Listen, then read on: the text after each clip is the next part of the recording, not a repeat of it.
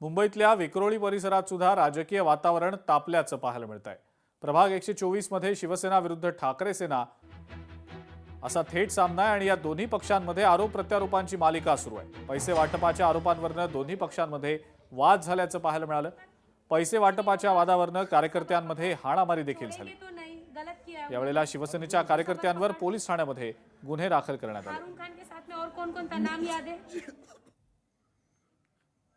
कालचा जो प्रकार झाला ते लोक पैसे वाटत होते। माझ्या पदाधिकाऱ्याने त्यांना विचारला म्हणून त्या लोकांनी डायरेक्टली हारून खाननी, त्याच्या मुलांनी, फरीदलाला आणि आझाद डॅडी ह्या लोकांनी त्यांच्यावरती डायरेक्ट हल्ला चढवला।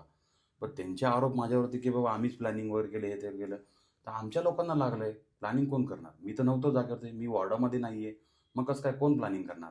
अच्छा, लागलंय माझ्या लोकांना आणि आरोप हे करते ते। आणि शिवाय ह्यांच्यावरती FIR झाली आहे, तर पोलीस प्रशासनाने FIR तर बघूनच केली असेल ना काहीतरी। हे खोटे आरोप करतात ते। हा नितीन गायकवाड, हा त्याचा खास आहे। हा वॉन्टेड मध्ये त्याच्या घरी होता आणि हा आता देश सोडून पडून गेलाय। हा आमचे महाराष्ट्रातून मोठा गुन्हेगार आणि आज तो देश सोडून इथून पडून गेलाय। ह्याला पडवण्यामध्ये पण ह्याचा हात आहे।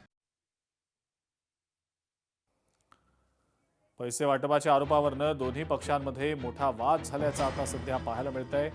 आरोप प्रत्यारोप देखील केले जात आहेत। अण्णामलाईंना मुंबईचा अपमान करायचा नव्हता, ठाकरेंकडून कुठल्याही गोष्टीचं भांडवल केलं जातंय आणि भाजपला ठाकरेंची मदत लागणार नाही असं म्हणत मुख्यमंत्री देवेंद्र फडणवीस यांनी ठाकरे बंधूंवर टीका केलेली आहे। भले राष्ट्रीय नेते नाहीत, ते बिचारे त्या तमिळनाडूचे एक नेते आहेत। इथल्या तमिळ लोकांनी बोलवलं म्हणून या ठिकाणी आले आणि अनेक वेळा आपल्याही तोंडी मद्रास येतं, मद्रासी येतं। आता तिथे चेन्नई म्हणायला पाहिजे, मद्रास नाही येते, ते मद्रासी कोणीच नाही आता। पण आपण बोलतो ना बोलता बोलता, कारण जुनी सवय आहे। आपला काही त्यांचा अपमान करण्याचा हेतू थोडी आहे, आपली जुनी सवय आहे। त्यामुळे समजा अण्णामलाईंनी बोलता बोलता बॉम्बे म्हटलं, याचा अर्थ काय त्याला मुंबईचा अपमान करायचा आहे किंवा मुंबईच्या विरोधात आहे। कुठल्याही गोष्टीचं त्या ठिकाणी भांडवल करायचं आणि मग ज्या शब्दांमध्ये त्या ठिकाणी ते अण्णामलाईला बोलले आहेत, एक प्रकारे हा तमिळ लोकांचा अपमान नाही आहे। मग गरज भासतच नाही। आम्हाला पूर्ण बहुमत मिळणार आहे, आम्हाला कुठलीही गरज भासणार नाही।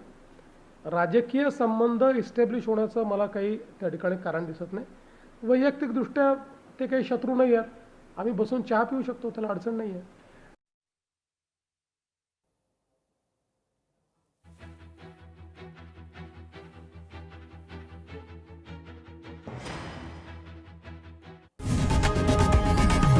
लोकशाही मराठी ऐका, पहा, जागरूक रहा।